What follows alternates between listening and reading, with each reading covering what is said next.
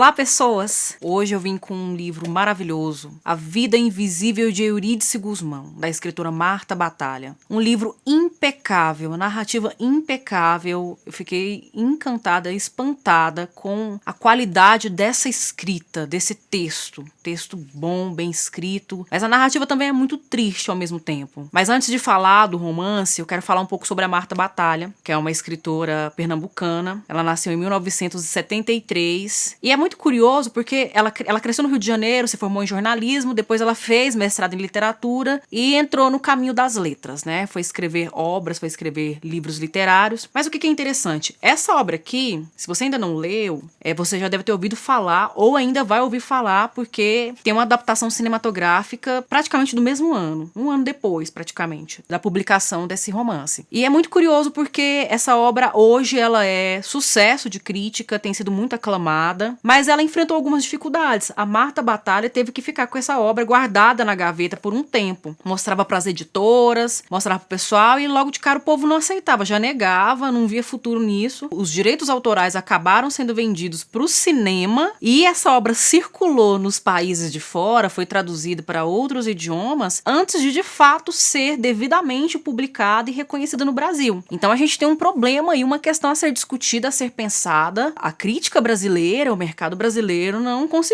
está conseguindo reconhecer as suas grandes escritoras, porque a Marta Batalha precisou ganhar visibilidade no cinema e lá fora primeiro, para que o Brasil, para que editoras no Brasil dessem alguma atenção para essa obra. E é uma grande obra. A Vida Invisível de Eurídice Guzmão foi publicado no ano de 2016. Como eu falei, os direitos autorais da obra foram vendidos para o cinema. Acabou sendo uma obra, um filme adaptado pelo Khairy Aynus, um diretor muito importante, muito relevante para a história do cinema brasileiro. Então eu já faço aqui um parêntese importante. Se você é daquelas pessoas que acham que o Brasil não tem cinema bom, só aquelas porqueiras que não prestam, né, que é muito apelativa e não sei mais o que, vai dar uma conferida aí nos filmes desse cineasta, né? Cinemas Aspirinas e Urubus, O Céu de Sueli e A Vida Invisível de Eurídice Guzmão. Um belíssimo filme, muito tocante, delicado, de grande sensibilidade, mas tem suas diferenças em relação à obra. Lógico, né, gente? Isso tem que acontecer mesmo porque são linguagens artísticas diferentes. Quando acontece a adaptação de uma obra literária para o cinema, a gente tem um processo de tradução. E a tradução vai alterar alguns aspectos, alguns elementos, alguns traços de estilo mesmo, né? E o próprio cineasta, o próprio diretor também impregnou camadas da sua percepção de mundo, né? O retrato que ele vai fazer dessas personagens estão conectadas com a realidade dentro dessa obra no filme dele. O enredo dessa obra gira em torno da vida da protagonista, mas também da irmã dela, Guida. São duas mulheres, são duas irmãs que lidam de modos diferentes, de maneiras diferentes, às violências, algumas violências mais escandalosas, mais explícitas, outras violências mais veladas, mais silenciosas, mas que lidam de diferentes maneiras com essas violências perpetradas, impostas pelo patriarcado à vida dessas mulheres. É uma obra que se passa no Rio de Janeiro, por volta dos anos 40, né, e vai percorrendo dos 40, 50, 60. Menciona alguns acontecimentos históricos importantes, como a epidemia de varíola que teve no Brasil no início do século XX, como a ditadura militar, os efeitos, os resultados do movimento modernista, porque há menção a figuras históricas. Uma das figuras históricas importantes mencionadas aqui é o Heitor Villa-Lobos, né, o músico, o compositor, que ofereceu a oportunidade para a personagem protagonista, para Eurídice, estudar na escola dele, estudar com ele, mas os pais, que são portugueses, né, eram portugueses, não acreditavam que uma mulher tivesse que seguir esse tipo de percurso, esse tipo de caminho. A vida da mulher se resumia em encontrar um bom casamento, se casar, ter filhos e ter sua própria casa. Esse é o enredo da vida de uma mulher, né? O máximo de emoção que uma mulher poderia ter naquela época. E aí, por conta disso, inclusive, desses elementos que eu mencionei, é que a gente tem uma mescla entre ficção e realidade. É uma tendência mesmo da narrativa contemporânea, né? A literatura contemporânea problematiza muito essa questão, né? Ela mostra muito claramente pra gente que essa suposta linha que divide, que separa a ficção da realidade e que a gente acreditou nela por tanto tempo, hoje já não é mais tão estanque, não é tão mais definitiva, né? É muito tênue, é frágil, ela não é retilínea, né? Mas ela pode ter suas oscilações, que é inclusive justificada na própria introdução, digamos assim, né? Que essa obra que essa obra traz,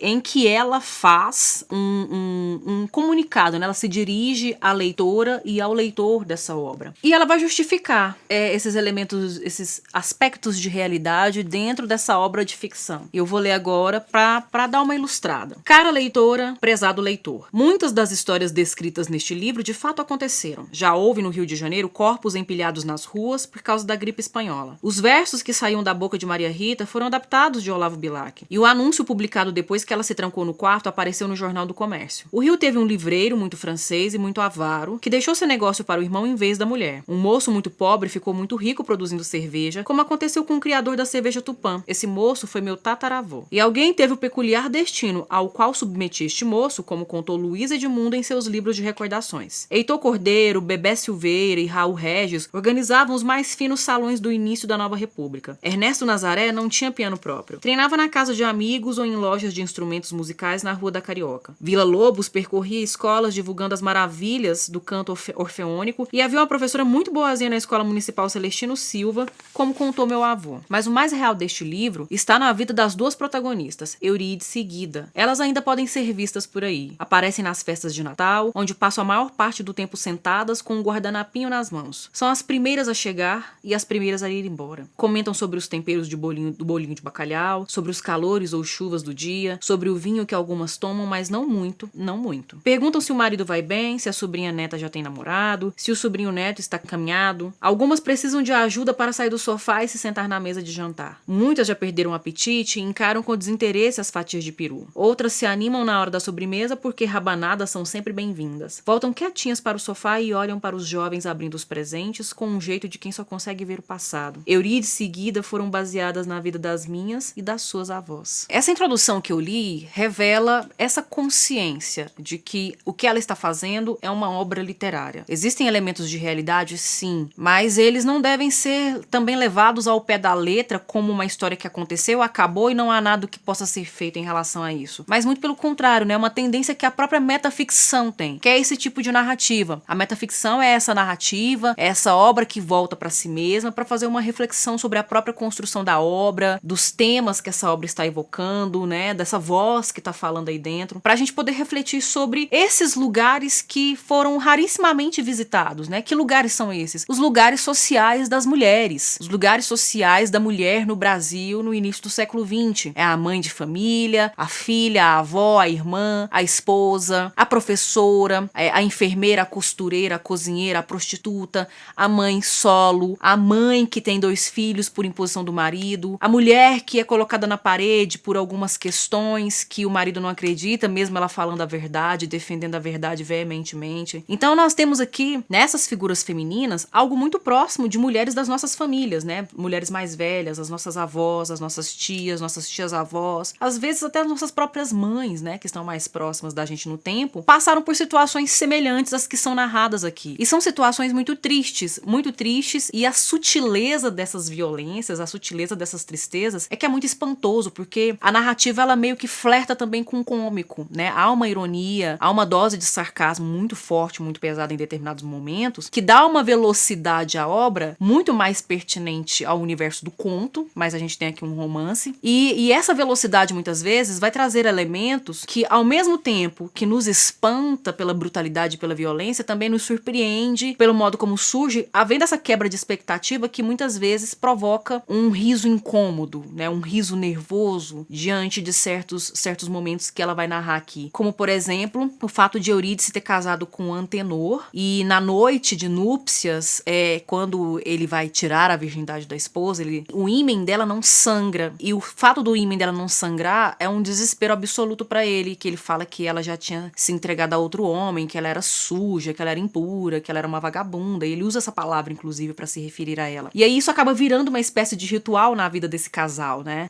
Toda vez que ele chega do trabalho, que ele chega mais assim, surtado da cabeça, ele quer descontar esses surtos dele na Eurídice. Aí ele toma as suas doses de uísque e nessa de ficar um pouco mais ébrio, né? De subir um pouco mais a cabeça, ele começa a acusá-la. Lembra daquela noite, né? Quem é o cara? E ela, de pés juntos, jurando pra ele que foi só dele, que só esteve com ele. E isso fica tão constante e comum que vira uma espécie mesmo de rotina na vida do casal e ela nem sofre mais tanto por isso. Nos primeiros ataques dele, ela ficava toda nervosa, né? Envergonhada, humilhada. Mas aí chega um determinado momento assim que ela já espera, é de praxe pra ela. E ela se diverte e espera. Consegue até contabilizar, né? Falta tantos minutos minutos para acabar o ataque do Antenor. Então a comicidade passa por aí, né? Que é uma comicidade muito dolorosa de ser aceita, porque ela entra no piloto automático na vida dessas mulheres. Nós temos também algumas críticas referentes à questão do racismo, à questão da divisão de classes, né? Injustiça social, mas o foco principal é a questão da mulher, né? A questão do feminino, da mulher na sociedade. Essas questões de racismo e de desigualdade social muitas vezes são mais debatidas, são mais tratadas aqui a partir da vivência da mulher, né? A mulher pobre, a mulher negra, a mulher miscigenada, né? A mulher não branca. Mas a questão da mulher em geral, a parte um pouco essas particularidades, né? De diferentes mulheres da nossa sociedade. A gente tem mesmo a questão desse processo de silenciamento, de apagamento das mulheres, que vai levar as mulheres a esse lugar de invisibilidade, né? As mulheres que são invisibilizadas pela estrutura social patriarcal em que nós vivemos. Porque mulheres não podem brilhar, mulheres não podem ser criativas, mulheres não podem ter sucesso, mulheres não podem ser mais inteligentes que homens, não podem se sobressair aos seus maridos. Inadmissível uma mulher ganhar mais que um homem numa época como essa. E é muito triste a trajetória da Eurídice, porque... E tem uma questão... A metaficção também vai passar por aí, né? E há um diálogo entre Eurídice e a própria Marta Batalha nesse momento aí, na construção da personagem, no desenvolvimento dela, que ela tem algo dentro dela, né? Ela tem... Desde pequena ela gosta de arte, ela gosta de criar, ela gosta de inventar, ela tem uma imaginação muito fértil e ela queria, né, quando criança, tocar flauta, ela queria tocar instrumentos musicais, ela queria ser uma grande artista, mas foi impedida, né, por aquela lógica utilitarista do pequeno burguês, que é o pai dela, um português que vem pra querer enriquecer. E quando ela se torna adulta, ela já casada, ela primeiro tenta inventar pratos, né, ela vai mexer com culinária, até que ela constrói o próprio livro de receitas dela, e aí já não é mais, parece que ela não consegue mais criar e inventar nada novo, aí ela vai tentar outras possibilidades, aí ela vai pro corte e costura, se torna uma costureira de mão cheia, né, uma mulher que tem a capacidade mesmo de fazer os mais belos vestidos da Tijuca, né, que é o bairro onde ela mora nesse momento. Quando é descoberta pelo Antenor, ele massacra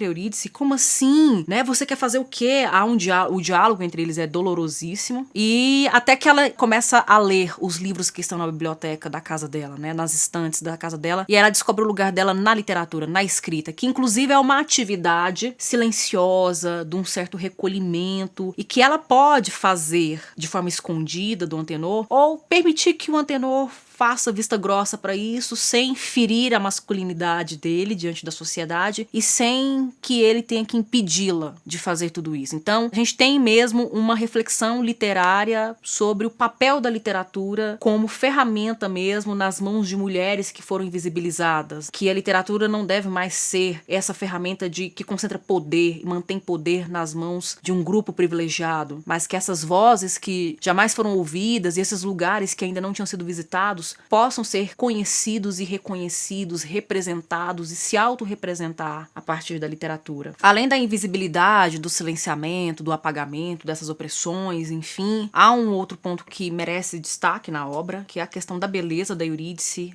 Pela narração que a gente tem, pela descrição, Eurídice é uma mulher bonita. A Guida é ainda mais bonita. Antes da Eurídice, ela foi transgressora antes da própria irmã, né? Que são mulheres que vão lidar com essas opressões de maneiras diferentes, vão propor uma ruptura de maneiras diferentes, e elas são muito bonitas. A beleza também acaba sendo um problema na vida de mulheres dentro desses padrões que são impostos, né? A mulher não pode ser bela por si mesma, ela tem que ser bela dentro de certos moldes. E chega um momento no casamento de Eurídice, por exemplo, que ela não quer cumprir com certas convenções conjugais, né? Porque a intimidade do casal, a coisa do sexo, vira mesmo uma obrigação. Não tem esse compartilhamento de intimidade dentro dessa lógica. E aí ela engorda, fica muito gorda. E aí ele realmente a rejeita, né? Ele se afasta dela, né? A gente tem, então, a questão aí de um padrão de beleza, um padrão de magreza, né? A magreza como um padrão de beleza imposto para mulheres, né? Para ficarem se mutilando muitas vezes, para atender a esses gostos masculinos. A personagem que tem inveja dela, né? A vizinha que odeia, que é a Zélia, ela já é bem fora dos padrões de beleza feminina, né? Bem fora dos padrões estéticos de beleza feminina. E ela sofre muito com isso, ela é muito raivosa, nervosa, ressentida por conta disso disso, tem muito rancor. O que leva a outro ponto interessante, né? Que apesar dela ser uma personagem feminina que replica o patriarcado, na união, na amizade entre Guida e Eurídice e de amigas que Guida teve ao longo de um percurso, de uma etapa da vida dela, a gente tem a questão da sororidade, que não é colocada nesses termos dentro da obra, mas a gente consegue compreender como é que funciona a questão da sororidade, né? Mulheres que estão inseridas e estão oprimidas pelo patriarcado não serão salvas por homens, legitimamente, completamente, não como se espera, porque ainda tem aquela coisa do proteger a mulher, né, dessa figura paternalista, que é uma outra faceta mais bonitinha, né, uma faceta fofa do patriarcado, mas também perigosa. Não tô dizendo que